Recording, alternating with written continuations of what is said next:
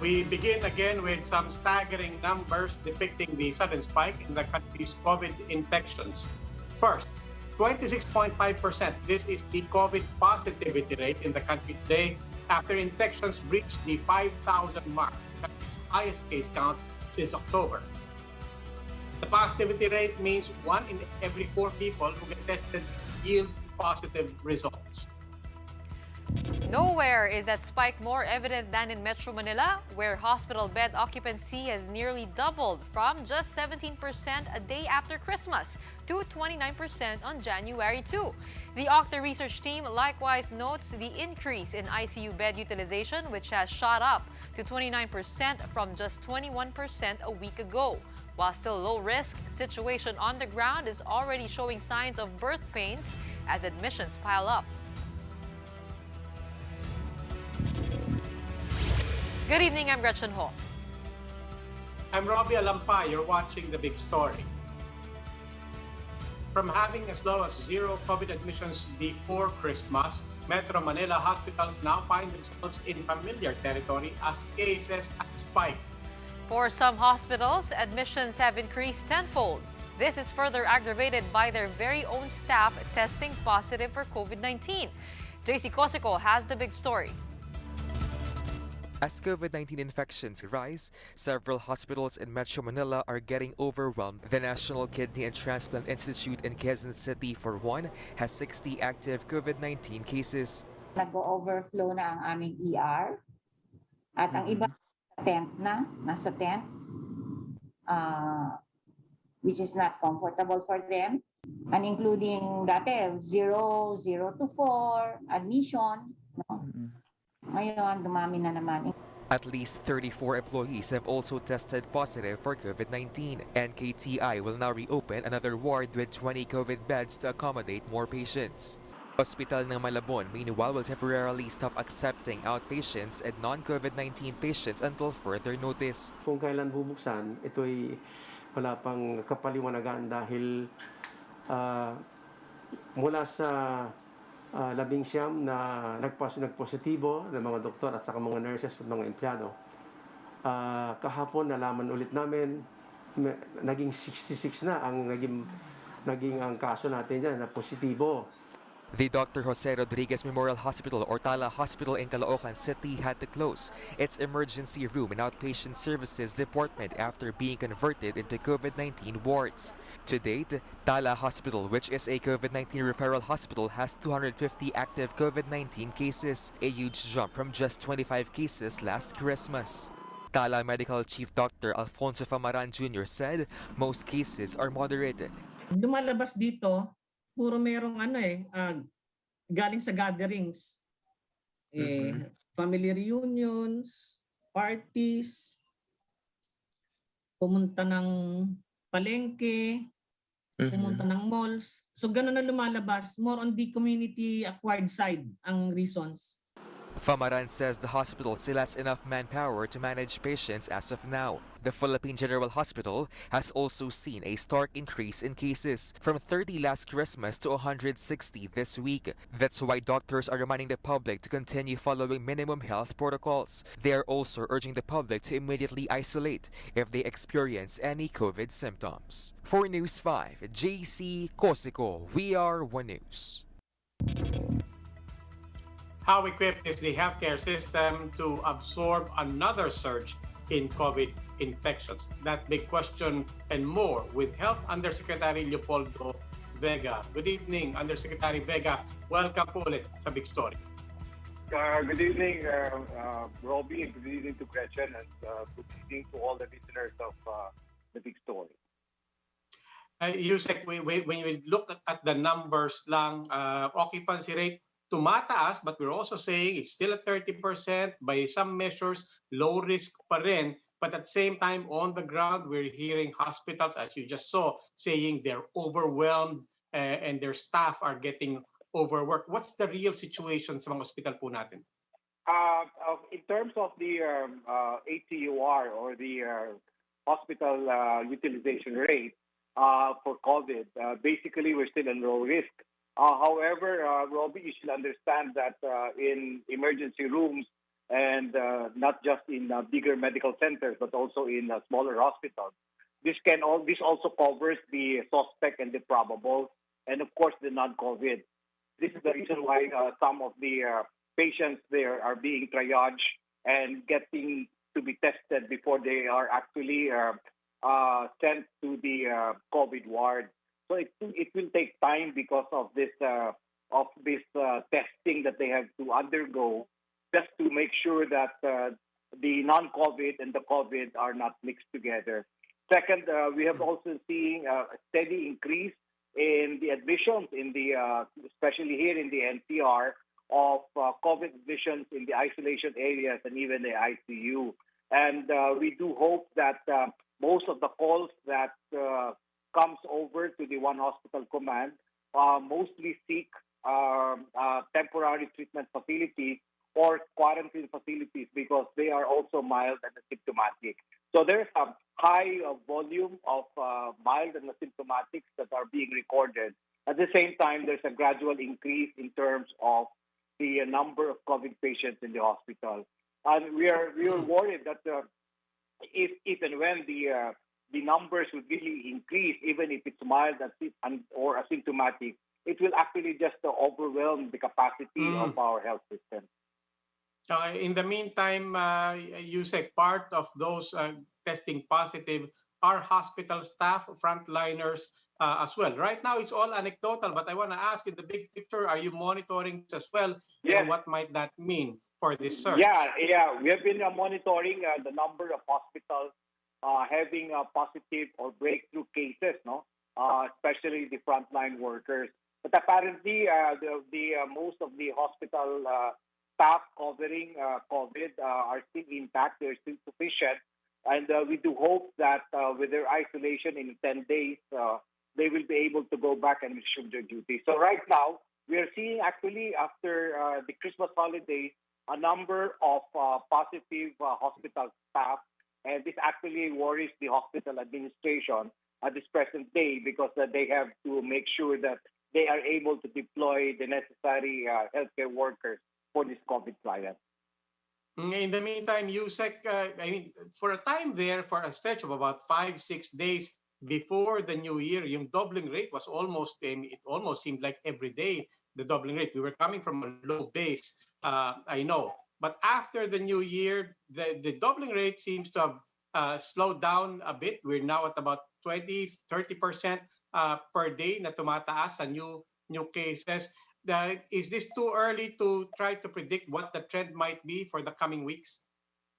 It's too early, but we do hope that with our public health intervention, basically our compliance for the minimum public health standards, and of course putting the community in alert level 3 and increasing the vaccination, we do hope that we can actually arrest the sudden rise of the new cases.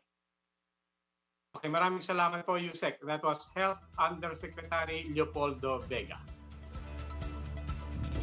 These are the other big stories tonight. If there's any good to come out of the current surge, it has to be the rising interest of Filipinos to get vaccinated. Hubs are now slowly filling up. Despite the high demand for paracetamol and analgesics, DOH says there is in fact no shortage. But the big-time drug maker says their stocks are depleted. And there seems to be no patching up between PATAFA and EJ Obiena. The association wants to drop the pole vaulter from the national pool. These big stories and more after the break.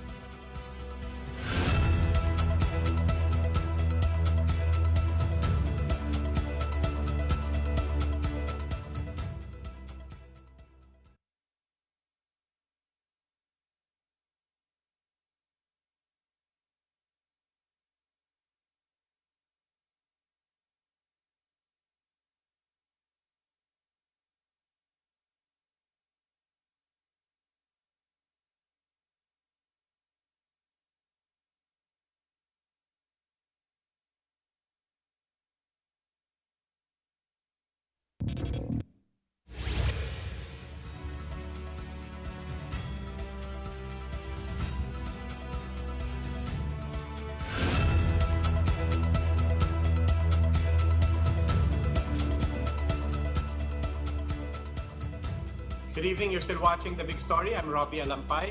And I'm Gretchen Ho. Following the uptick in COVID-19 infections, more individuals are now lining up to receive their vaccine and booster shots. The Health Department, meanwhile, continues to urge the public to get inoculated as most of the severe cases have yet to be jabbed. Greg Gregorio with a big story. Many residents lined up at as early as 8 a.m. in the Earest High School in Manila to get vaccinated. Among them is Annalyn, who took a leave from work to get her booster shot. Talagang napakahalaga dahil sa kumakalat ngayon na virus na parang mas mabilis.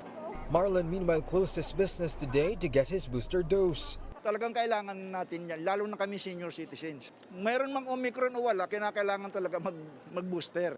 Health officials have seen an increase in the number of vaccinees. On Monday, they vaccinated 1,200 people, much higher than the initial 500-dose allocation.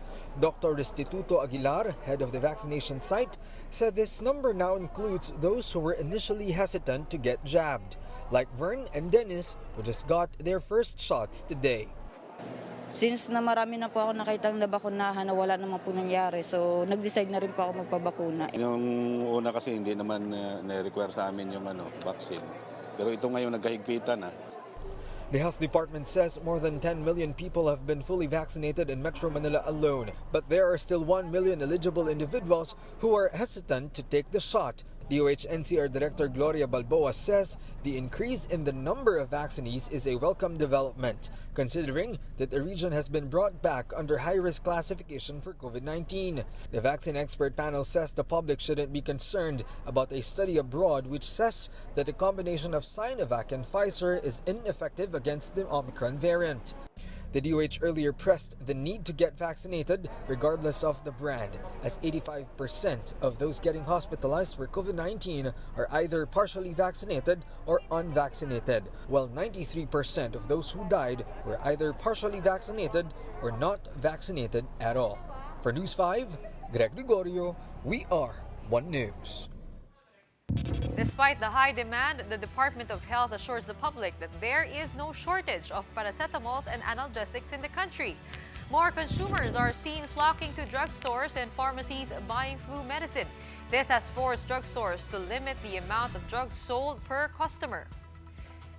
The Department of Health says there is no shortage of paracetamol as the drug has many generic alternatives in the market. The DOH appeals, though, to consumers not to hoard the drug or resort to panic buying. Unilab, the manufacturer of Biogesic, also came out with a statement saying they are working with partner drugstores to replenish their stocks. With COVID-19 numbers in the Philippines shooting up and hospitals taking in more patients, health officials have a new proposal. Those with mild symptoms, get yourself tested and quarantined on your own. Mobile journalist Jacob Lazaro gives us a front seat to the story.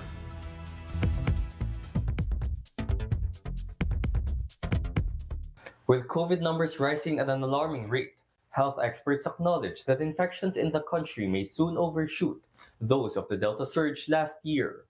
If we don't do enough intervention, this will actually peak to more than what we saw in Delta last September. There's about 26,000 new cases per day. The UP pandemic team projected new daily cases to rise up to 20 to 40,000 by the middle of the month. As this vaccine expert panel member, Dr. Ranjin Solante, suspects that the recent run for paracetamol and analgesics may be driven by infected people who are still untested. So I think it's really more on an indicator of enormous number of people having COVID mild symptoms. What this means, Solante says, is that they are experiencing symptoms that are not serious enough to bring to the hospital, so they resort to self-medication. Doctors now advise that if you suspect you have mild COVID, go on self-quarantine for 2 weeks so as not to spread it around. One can also buy self-administered antigen test kits, so long as these are approved by the Food and Drug Administration. It's a departure from the previous policy of government-regulated quarantining for asymptomatic and mild COVID cases. Mga tumutulong pa, mga teleconsultation or telemedicine, pwede po sila makipag-connect sa mga doktor nila. Kasi po para ma-reserve naman yung mga kama talaga dun sa mga kailangang ma-ospital. Doctors that One News and One PH spoke to say this shift is meant to ensure that the healthcare facilities are available for more serious and severe COVID cases. If we are going to compare the Delta, no? Kasi talaga ang Delta, talagang baldado mga healthcare facility noon. Ang daming namamatay noon na hindi nakaabot sa hospital, no? But in the end, the key is for people to be responsible and not do anything that would spread the virus. Mobile journalist Jacob Lazaro, we are One News. In other news, the Supreme Court has suspended lawyer Larry Gadon over the verbal assault of a journalist. In December, Gadon posted a video of himself cursing at journalist Raisa Robles over a tweet about the tax case filed against Bongbong Marcos. The public has urged the Integrated Bar of the Philippines to discipline Gadon. Gadon has been given 10 days to file his comment.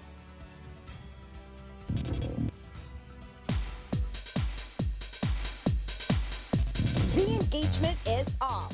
Chris Aquino broke her 3-month relationship with fiancé Mel Sarmiento. She confirmed the news on Instagram on Monday as she gave updates on her health after losing 40 kilos. She says she might have to go abroad to treat her autoimmune condition. Chris addressed the breakup rumor by posting screenshots of Mel's last message. He said that he accepted the host's offer of letting him go, given that he might put Chris' health at risk due to his bubble fatigue and outgoing nature. Chris then asked for respect and privacy. Rumors of the split resurfaced when Chris deleted all of her IG photos with Sarmiento. For News 5, MJ Marfori, we are One News. Time for another quick break. When we return, businesses are starting to feel the pinch of the Alert Level 3 status in Metro Manila. Flu plus COVID-19, Israel reports its first case of the rare double infection. And the crack between PATAFA and EJ Obiena widens. Apart from the filing of estafa complaints, the association wants him out of the national team. These big stories after the break.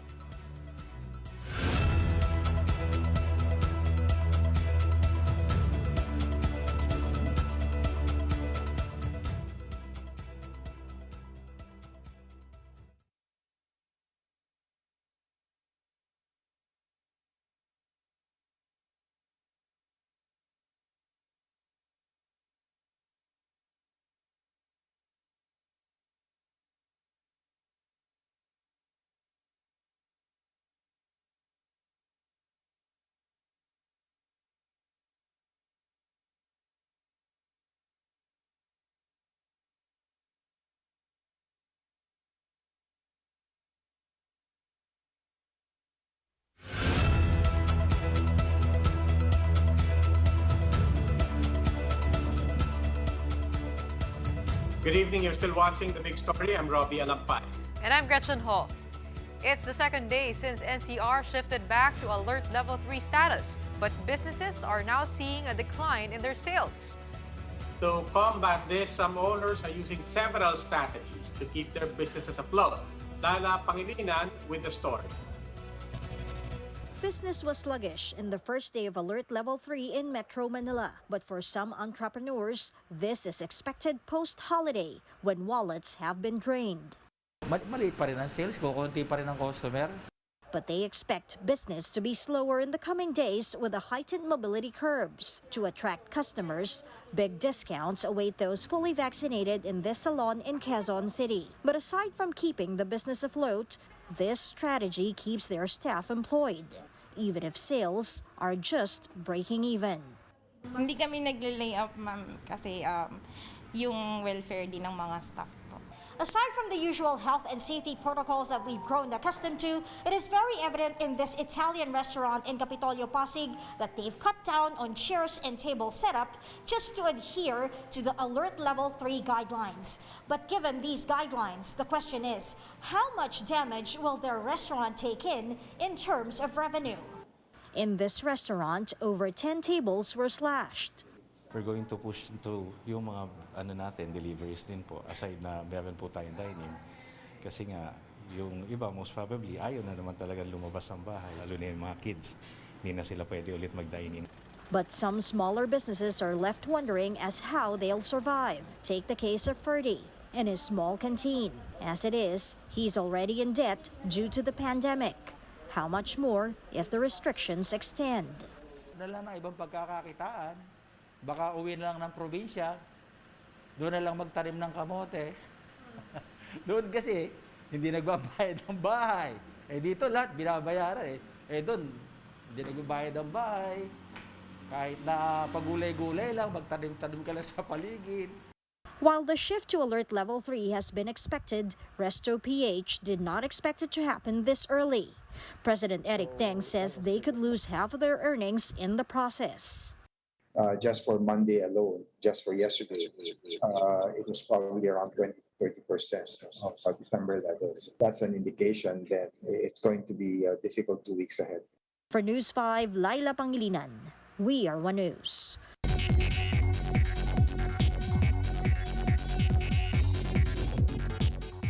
In world news, according to international media, Israel has reported its first case of flurona. Flurona stands for the double infection of flu and coronavirus. According to Arab News, the index case was detected in an unvaccinated pregnant woman in Israel. Israeli health authorities are looking into the case to determine if it can cause more serious consequences. Infectious disease expert Roger Solate says flurona is no cause for concern. He claims the sickness is nothing new, with some patients here exhibiting symptoms of both illnesses. It's not a matter of concern. It's not also uncommon. Flurona is a mix of influenza and coronavirus, no? So which means that anybody can present with any of those symptoms. It's just that they have two infections, the flu and the coronavirus. So same, difficult to differentiate.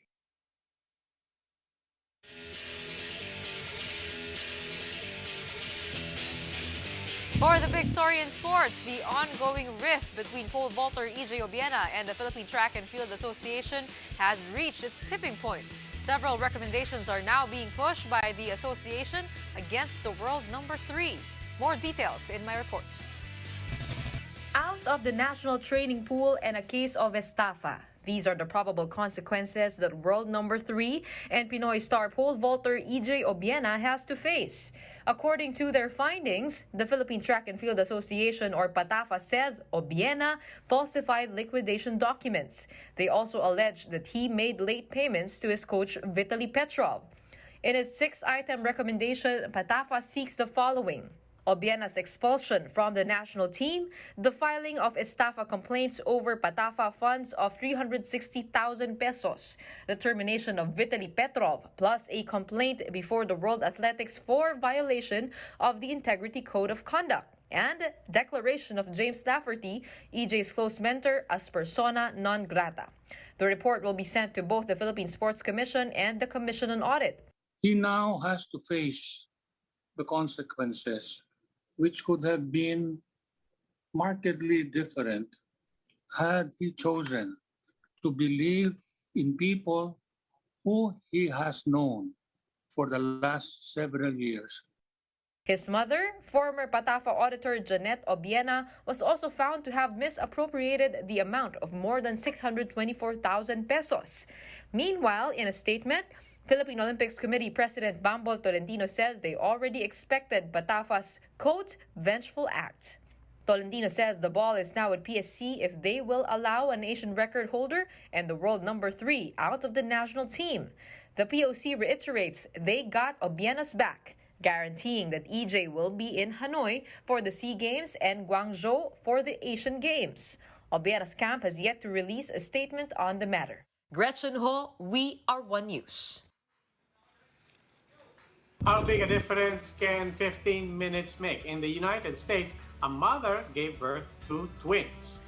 But one was born in 2021 and the other in 2022. The newborn twins, Aileen and Alfredo Trujillo, came into the world 15 minutes apart, but will celebrate their birthdays on different days, months, and years. Baby boy Alfredo was delivered first on New Year's Eve at the Natividad Medical Center. His younger sister followed exactly at midnight. A family doctor at Natividad said that this was, quote, the most memorable delivery of her career. Nakakatuwa nga naman na iba yung yung date ng kanilang birth. Habang buhay, magyayabang yung isa, sasabihin niyang mas bata siya. Well, at least, heading into the new year, we have some exciting news because ilang araw na ba? 4 na araw pa lang. 4 na sa araw January, na, 4 na and araw it's pa lang, been filled with a lot of stressful news with the COVID. So, balikan natin ang bagong taon po tayo. Oo. Let's stay bagong safe. taon, but let's keep the old good habits. I think everybody can feel it. Parang mas marami tayong kilala ngayon na nagte-test ng positive, So, ulitin lang natin yung mga minimum health protocols natin. Alam na po natin 'to. Bagong taon, let's be positive but stay negative. Well, that wraps up today's big story. Catch us again tomorrow at 8 p.m. on Signal Channels 8 and 250. Please like our Facebook page, One News, for more in-depth analysis. Visit our webpage, onenews.ph. Mask on. Wash hands. And stay safe, Philippines. Ako po si Robbie Alampay. At ako naman si Gretchen Ho. We are One News. Have a good evening.